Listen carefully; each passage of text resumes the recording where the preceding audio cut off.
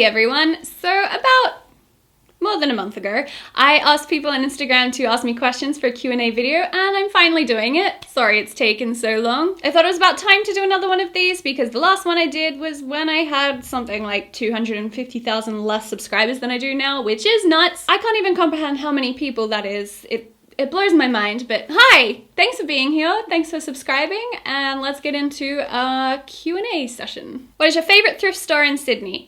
Villawood Anglica. I'm gonna regret saying this to so many people because you're all gonna steal all my stuff now, but it's the greatest op shop. It's like a sorting warehouse, and all of the clothes are just put into giant bins, and you basically go dumpster diving into those bins. It's just like all the men's, women's, children's clothes are all thrown in together, and then you buy by the kilo, so everything is $8 a kilo. It's an amazing place, but also quite far out. It's hard to get to, so when I'm able to go, that's my favorite place in the world to visit. If you're a vegetable, which one would you like to be? I'd be a sweet potato. Kind of matches my hair color? Yeah, and I love sweet potato, which means I would eat myself. I also got a lot of questions about dogs because on my Instagram I have made it well known that I am obsessed with dogs at the moment. I'm so sad that I don't actually own a dog, and my life goal is to own 2 dogs. I'll answer a couple of these. What's your favorite breed of dog? My favorite breed aesthetically is Dachshunds, sausage dogs, Dachshunds. Not sure how to pronounce that. They're so cute. They have such silly little legs, but I personally wouldn't get one because I don't think their personalities are particularly what would suit me. If I were to choose a breed of dog to own for myself, it would be a rescue mutt, Labradorish size. A mix of Labrador and Golden Retriever and Terrier would be awesome. Yeah. What sort of music do you enjoy? Well, if you have watched the videos on my channel, you will know I really like chiptunes and glitch hop. The genres of music that I generally listen to are glitch hop, alternative rock, indie music, electronic dance music, modern swing, Australian hip hop. Basically anything that you can dance to, anything that's upbeat and positive, I really like. Yeah. Do you think it's cool to have an accent? I don't have an accent. You have an accent. It's all relative. I don't have a particularly strong Australian accent, so oftentimes people in Australia actually ask me where I'm from because they think I have an accent. They often think I'm from England or America.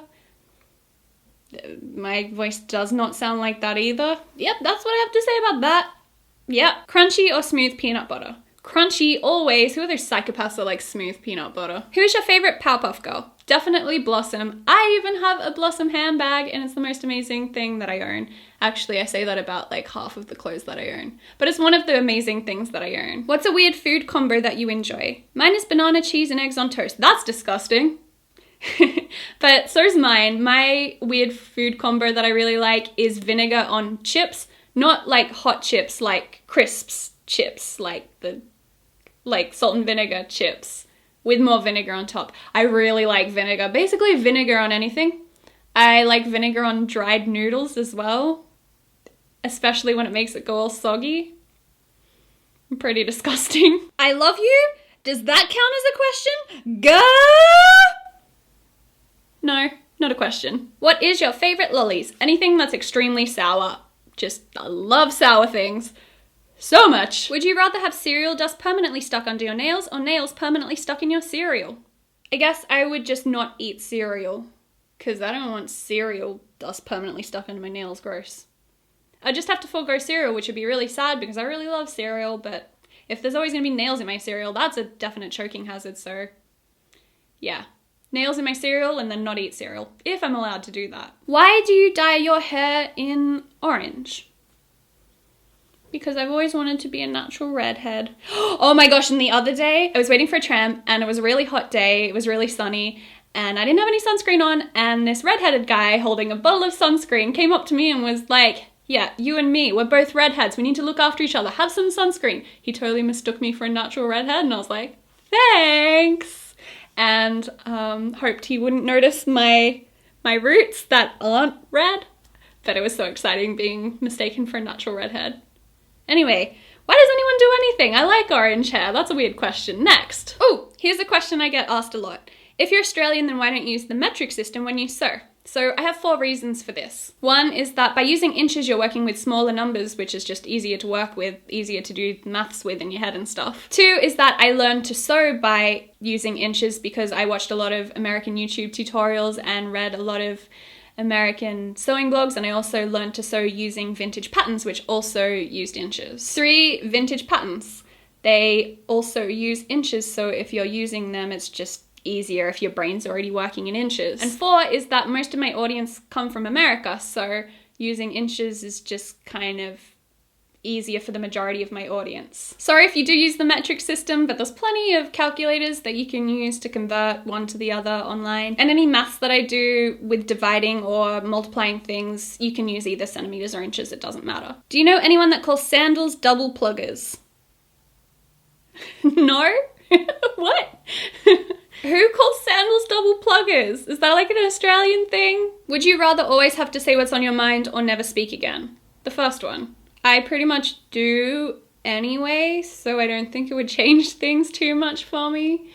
I would definitely seem a lot more rude, but I don't think mean things about people generally, and I would absolutely hate never being able to speak again, so the first one. If worse came to worse, I'd always just lock myself in my apartment and make YouTube videos and edit out the things that I said that were horrible. It's better than never having to speak again, I guess. If you were to become an animal, A, based on your personality, and B, at will, which animals would they be and why? Talk about the ways in which your answers differ / are similar and why. Is this like an essay question? That was worded in a very, very formal way. If I was to become an animal, I'd become a cat. Cats have it pretty easy. They just get to lay around, sleep, and eat, lay around in the sun. And they're also pretty good at surviving. They're pretty flexible, they can jump high, they can climb on things. Yeah, I'd be a cat. What did the man say when you entered the ham contest? He said, "You can't enter. You won last time." That's not a question. Do you think Hermione should have married Harry or Ron? Ron? What the heck? How is this even a question? How could Hermione have married Harry? Sorry, no. No, no, no. If you could have one Adventure Time character come to life, who would it be? Obviously, Princess Bubblegum. We'd be best friends. We'd do all the science together, plus she's got the most awesome fashion sense. Read something in Hungarian / say something if you already speak it. This person knows that I'm half Hungarian. I think they're also Hungarian as well. Hello. Say something in Hungarian. Holosopko. Holosopkoja. Yeah, that's basically all I know how to say in Hungarian. And I'm sure that I pronounce those atrociously as well. Feel free to correct me, anyone who's Hungarian. What is your favorite lipstick? This is Aria by Stila Cosmetics. Can you wink? You said you have been practicing. Check this out. I can also do this now. I've been practicing this too. Wait. That was something I couldn't do before either. Very exciting learning to do things with my body and face. Favorite song? Right now, it's Santa Gold's Can't Get Enough of Myself. Go look it up right now. Highly recommend it. Also, how many pets have you had in your life? I've had 8. 3 cats, 1 dog, 2 hermit crabs, and 2 fish. A lot of people want to know about my relationship. I do have a boyfriend, and he's camera shy. And I don't know if he'll ever be on my YouTube channel. I'm really sorry. If it was up to me, he would be tomorrow. But it's not up to me. He doesn't really want to be. I've been working on it though. Sometimes he's been like, yeah, maybe sometime in the future. So maybe you'll see him one day. You can see a couple of photos of him on my Instagram account though, if you're just dying with curiosity to find out who he is. Moose or meese? Moose. I have a couple of questions about ethical clothing. So, tips on how to source your clothing ethically and favorite brands. I've actually written a couple of resources about this, which I'll link in the description box below, which you can find on my blog. I have both a letter that I responded to about ethical clothing and also a ethical clothing directory. So you guys should go check them out. Would you rather be a piece of corn for one day of the year so that you would live like a corn and you could get digested but not die, or be invisible for one day of the year, but you have to become completely naked to be completely invisible because only your body becomes invisible? Obviously the invisible one. I don't care about being naked and no one will be able to see me because I'm invisible, so no one will be able to see that I'm naked. So obviously the invisibility one, that would be awesome. I don't want to be a piece of corn. What is the hardest part about living with a chronic illness? You guys wanted to get deep, huh? I guess the toughest part is that it's always there. Like, it affects me every single day. I can't just have a day where I wake up and I'm not sick. And things are always coming up because of it. I actually started trying to film this Q&A about a month ago. And then as I was talking, I stopped actually being able to breathe properly and ended up at the emergency room. The things I do for you guys, but that ended up being a side effect of a medication that I take to stop me dying from my illness. It's just something I have to deal with all the time. If you actually want to know what it's like to live with a chronic illness, this YouTuber Hot Pink Sun makes some really, really awesome videos about disability and chronic illness, and you should go watch them. If you had to choose a superpower, which would you pick? The ability to stop time. Definitely. I've thought about this a lot in the past. If you could only make one DIY for the rest of your life, what would it be? Now, I thought this was going to be a harder question to answer, but t-shirts. I really like making t-shirts. At the moment, I've been making a bunch of cute crop t-shirts to wear and putting different prints on them and doing contrasting ribbing, and that's a tough question though. I'd get really sick of it. But if I had to, I have to choose one, it would be t-shirts. Would you rather be a planet or the universe itself, controlling everything and everyone? Oh man. Well, if I was a planet, I'd just be a hunk of rock, so I guess the universe? That's a lot of pressure. I get to control everything though. Actually, I like the sound of that. What part of clothes making do you hate the most? This used to be cutting out the fabric until I got myself a rotary cutter. Now cutting out fabric's really easy, so I actually really like all the parts of clothing making a lot now. If you hate cutting like I did, don't suffer for 4 years like I also did. Get yourself a rotary cutter and a cutting mat. Those two things are amazing and will make your life so much easier. If you had a useless superpower, what would it be? For example, the power to fly but only in enclosed spaces, or the power to sneeze garlic. It must be useless. I don't know, I think that the power to sneeze garlic would be useful in some situations. Like if you'd run out of garlic and you had a recipe that needed garlic, who else is gonna be able to sneeze garlic? You would save the day. So in a similar vein, I would have the power to change my lip color to whatever I wanted it to be, just using my mind. Not 100% useless, but pretty useless as a superpower. I think that fits your criteria. What's your favorite protein/protein complex? Okay, so this will make sense to about 2% of the audience, but my favorite protein is legohemoglobin. Stop texting me!